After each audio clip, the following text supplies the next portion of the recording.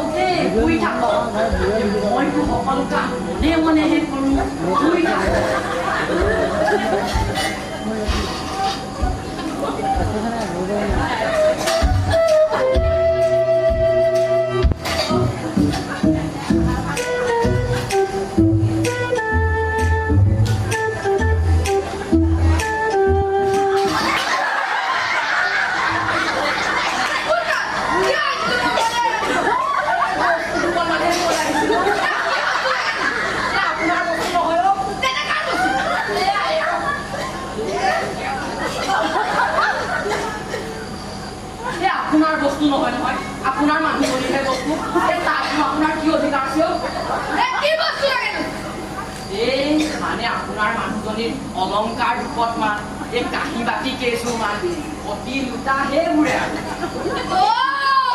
তাৰ মানে তই চোৰ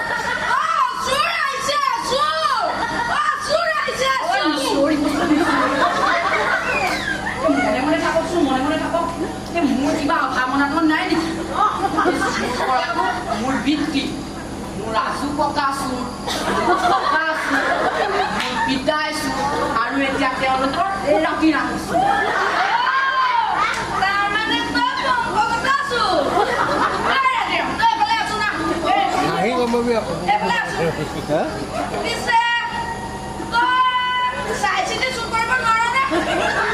কেনেকৈ আমাৰ নিচিনা ভিগৰ ঘৰত চুৰ কৰি তই কি দাম খুব বেছি কাহৰ কাঢ়ি দুখনমান আৰু গইনীজনীক মাকৰ ঘৰৰ পৰা দিয়া কাণ খুলি কি পাবি মইতো হাতৰ কাণে একো দিব নোৱাৰিলে তই সেইকেইটা বিক্ৰী কৰি কি দাম কৰিবি তোৰ লৈ মোৰ বেয়াই লাগে ৰাতিখন যে তোৰ কিমান কষ্ট হয় আৰু মৰমীয়া মানুহ আজিলৈকে মোৰে ভাল গুণবোৰ কোনেও নেদেখিল সকলোৱে মোক এলেহুৱা নকামা আৰু ইহঁতক কবলিয়া কয় তই মোৰ ভাল গুণবোৰ দেখিলি তোক মোৰ আজি বৰ আপোনাব লাগিছে বৰ আপোনাক লাগিছে একেবাৰে নিজৰ মই যে এটা চোৰ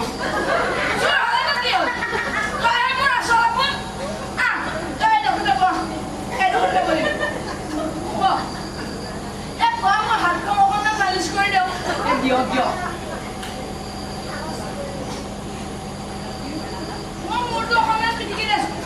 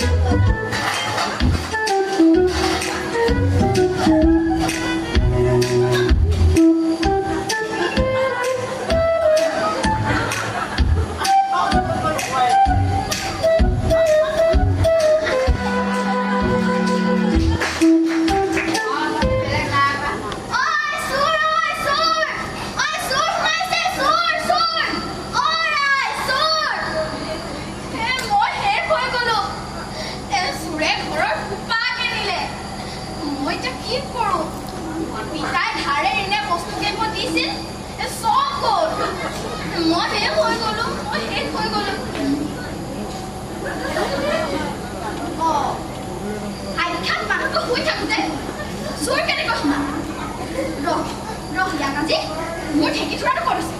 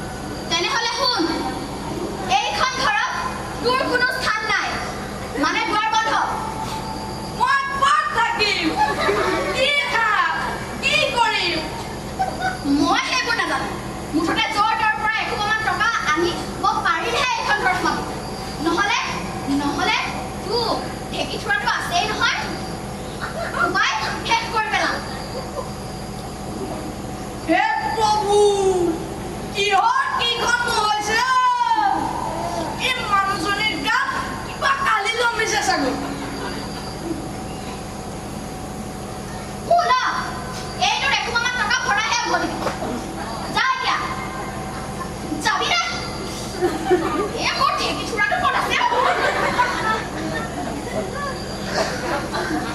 বাগি মই লক্কা না লক্কা কেলে হয় লক্কা এই লক্কনা তো চিনি নাপালি এই মুনাটো একোপামান ধন ভৰাই লক্কা তোৰ ঘৰত ভৰি নিদো কই যাব কিন্তু দে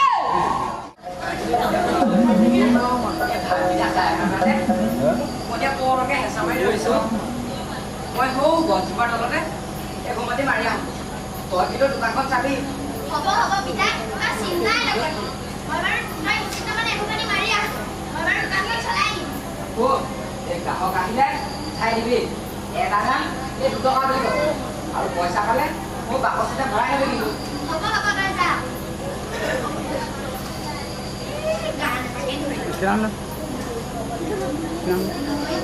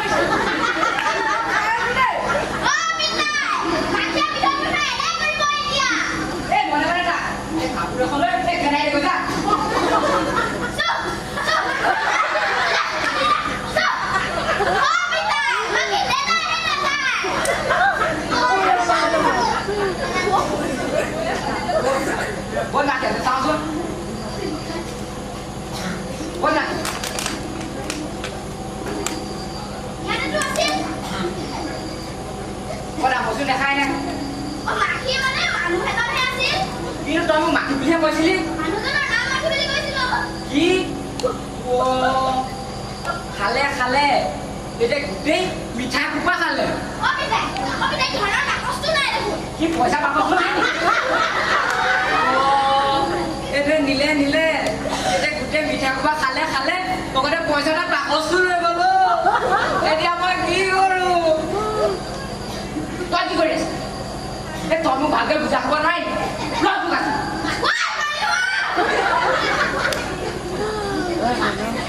এইটো ধৰিব পাৰিলেহে মোৰ হাতে যাওঁ মই তাক বিচাৰি যাওঁ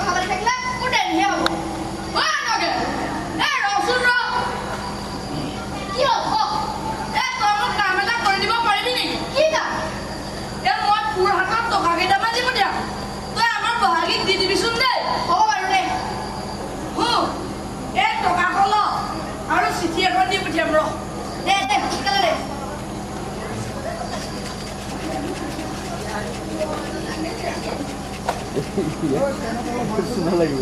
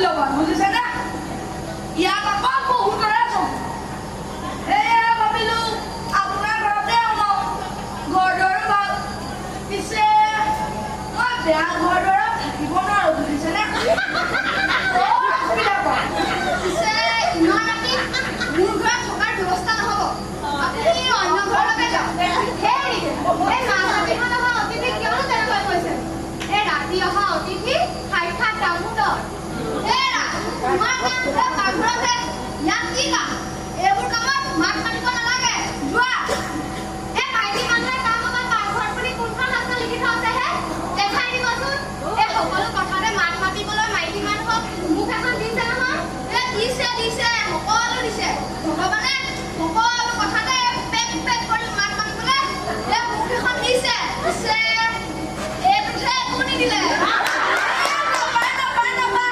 মাইকী মানুহৰ লগত তেনেদৰে মুখ চুপতি মাৰিব নাপায় এইবোৰ সকলো ভগৱানৰে লীলা বুজিছেনে ইয়াত আকৌ ভগৱান ক'ৰ পৰা আছে আছে মোলৈকে চাওকচোন ভগৱানে মোক কিমান এটা মূল্যৱান বাকচ অৰ্পণ কৰিলে কিহৰ মূল্যৱান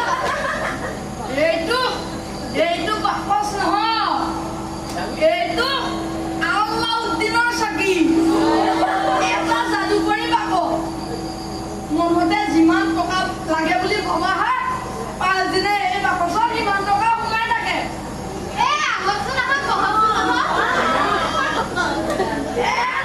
নালাগে পিছে বেছি দেৰি নকৰো অন্য ঘৰতে বহিবগৈ লাগিব ৰাতিটো টকাৰ ব্যৱস্থা কৰিব লাগিব যাওঁ তেতিয়াহ'লে দেৰি নকৰো হেৰি মাত্ৰ এৰাতিহে থাককচোন আমাৰ ঘৰতে হ'ব মানুহ পিছে ভাত পানী এটা মোৰ ভাত পানী নহ'লেও চলি যায় পানী এগিলাচমান দিলে হ'ব ভাত আকৌ কিয় নাখাবহে এখেতে আজি পুখুৰীৰ পৰা মস্ত ভোজা এটা ধৰি জীয়াই থৈছে মই সেইটোকে বাছি ফুটি এতিয়াই ভাতৰ ব্যৱস্থা হ'ব গিৰিণী মন কৰিছে যদি পেট ভৰাম বাৰু পিছে কাম এটা কৰিবচোন মাছৰ আঞ্জাখনত ঔটেঙা দুচিটামানো পেলাই দিবচোন সোৱাদ হ'ব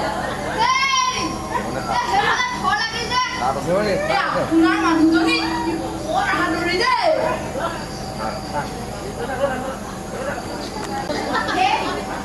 এই মানুহজনৰ পৰা কেনেবাকৈ বাকচটো ল'ব নোৱাৰিলে কথাটো ময়ো মনে মনে নভবা নহয় বাকচটো ল'ব পাৰিলে আমি ইচ্ছা কৰা মতেই ধন পাম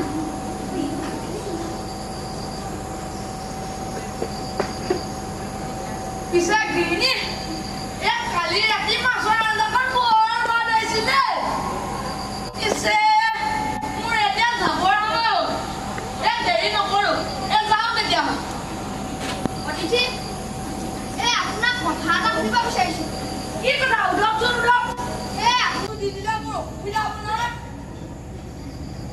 হ'লে হওক ই মোক জীৱনত খাই শেষ কৰিব নোৱাৰা ধন দিলে আৰু মোৰ প্ৰয়োজন নাই 50,000 মান হ'লে দি দিম আৰু লগতে আপোনাৰ এই বগা ঘোঁৰাটো লাগিব কিন্তু দেই দি দিয়ক মাত্ৰ 50,000 টকাহে বাকচ দেখোন আমাক ধন দিবই কিহৰ চিন্তা মই এতিয়াই বাকচৰ পৰা 50,000 উলিয়াই আনিম হ'ব বাৰু অতিথি বাকচটো আমিয়ে কিনিম মোৰ সেই ঘোঁৰাটো লৈ যাব বাৰু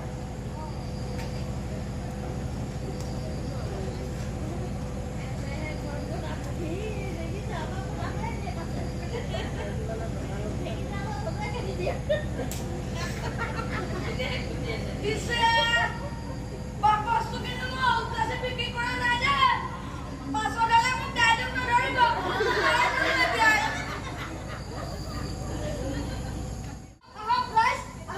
আজি তাৰ বিচাৰ হ'বই লাগিব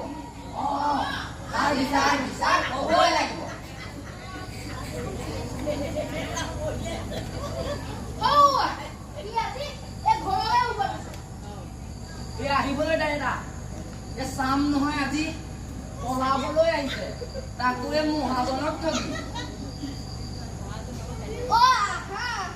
প্ৰাণৰ বান্ধৈ আজি গোটেই ৰাইজ গোট খাই আছে ৰাইজে হে প্ৰভু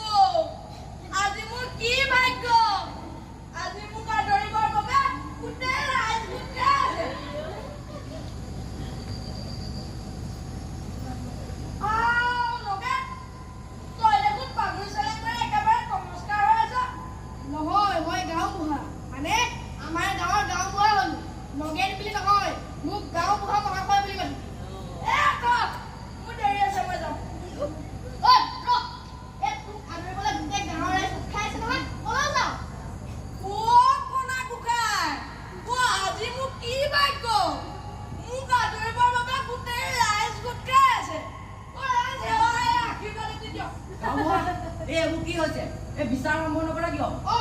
এই লটকন কেলেবাৰ বিচাৰ আৰম্ভ হওক। বিচাৰ মই কি জগৰ লগালো যে মোৰ ওপৰত বিচাৰ দিবলগীয়া হ'ল? তই কি জগৰ লগালি? আজি এই বিচাৰৰ প্ৰথম বছৰীয়া মই নিজে এদিন এই নদীৰ ইপাৰৰ তৰালি গাঁৱত ইয়াক লগ পাইছোঁ। ইয়াকৰ ঘৰলৈ এক টকা এখন দি পঠিয়াইছিল আৰু চিঠি এখন দি পঠিয়াইছিল। এই চিঠিৰ লিখিছিলে 500, কিন্তু এই শুনকচোন শুনক, চুপ থাক, কিন্তু দিছিলে 100। এই ৰ'বচোন ৰ'ব, মনে মনে থাক। প্ৰায় কথাটো সঁচা। নগেন, তই মোক পৰিয়ালটোক সহায় কৰাৰ বাবে ধন্যবাদ। মোৰ অন্য কোনো পন্থা নাছিল ৰাইজ। নগেন, পিছে এতিয়া মই এই 400 টকাৰ সুধে বোলে নগেনক 500 টকা ঘূৰাই দিয়া আহিছে।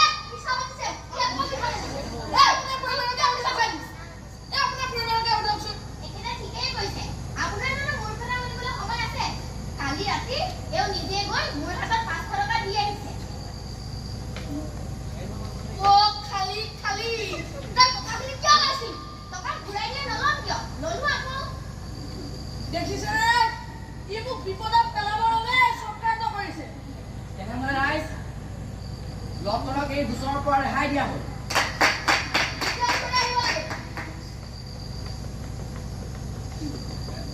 ৰাইজ, এই লটকনে মোৰ দোকানৰ গোটেই মিঠাই খোপা শেষ কৰিলে, আনকি মোৰ পইচা থোৱা বাকচো চুৰ কৰিলে। ইয়াক কঠোৰ শাস্তি দিব লাগে। বিদায় চাচোন চা, এখেতে আজি ৰাতিপুৱাই গৈ আমাৰ ঘৰৰ বাকচটো দি আহিলে নহয়, লগতে মিঠাই এটা দিলে। ৰাইজ, মই চুৰ কৰাটো সঁচা, কিন্তু ঘূৰাইটো দিছো একো হানি বিঘিনি নঘটাকৈ। মইতো ঘূৰাই নিদিবতো পাৰিলোহেঁতেন। এই মোৰ বস্তু ঘূৰাই পালো যেতিয়া মই মোৰ গোচৰ উঠাই ললো। ৰাইজ, নহ'ব, এই গোচৰ আৰু বাকী আছে। আমি গোচৰ দিছিলো, গোচৰ উঠাই ললো। কিহত এই মোৰ মানুহটোৰ পৰা কিহৰ বিচাৰ? ইমান দিনৰ পৰা মানুহটো ঘৰলৈ আহিছে, 2 টকা ইনকাম কৰা মানুহৰ চকু পৰিছে। বিদায় বিদায়, মইতো আমাক একেলগে লৈ গৈছিলে হয়নে? লটকনে মোক যাদু কৰি 50,000 টকা ঠগিছে। ময়ো কম মূৰ্খনে এতিয়া নিজৰ ওপৰতে লাজ কৰিছে। মই লোভত অন্ধ হৈ পৰিছিলোঁ ৰাইজ। মোক আৰু সেই 50,000 টকা ঘূৰাই নালাগে ৰাইজ। আমাৰে ভুল হ'ল বুজিছেনে? পিছে এতিয়া মই অন্য এটা কথাই ভাবিছোঁ। আমাৰতো কুকুৱানী নাই, ইমানবোৰ সা সম্পত্তিটো কোনে খাব? ইহঁতবিলাক মোৰ বৰ মৰম লাগে। আমাৰ সন্তান হোৱা হ'লে নিশ্চয় ইহঁতবিলাক সমানে হ'ল। এৰা, তুমি ঠিকে কৈছা। পিছে ইহঁত দুটাৰ সকলো কথা আমিয়ে বহন কৰিব নোৱাৰোনে? আপুনি একেবাৰে মোৰ মনৰ কথাষাৰকে ক'লে। তেওঁলোকে ঠিকেই কৈছে ৰাইজ। মই মানুহক ঠগিছিলো সঁচা, কিন্তু মোৰ অন্য কোনো পন্থা নাছিল ৰাইজ। এই অভাৱত মোৰ পৰিয়ালটো দিলকৈ মৰিবলৈ ওলাইছিল। এই মোৰে এলেহুৱা চৰিত্ৰটোৰ বাবে এনেবোৰ হৈছিল। কিন্তু মই এতিয়া অনুতপ্ত ৰাইজ। মই এখেতকো এখেতৰ টকাখিনি ঘূৰাই দিম। মোৰ দুখ ক্ষমা কৰক ডাঙৰীয়া। তেনেহ'লে ৰাইজ, আজি লটকনে নিজকে বিচাৰি পালে। এই লটকন সমাজৰ বাবে এক আদৰ্শ হওক।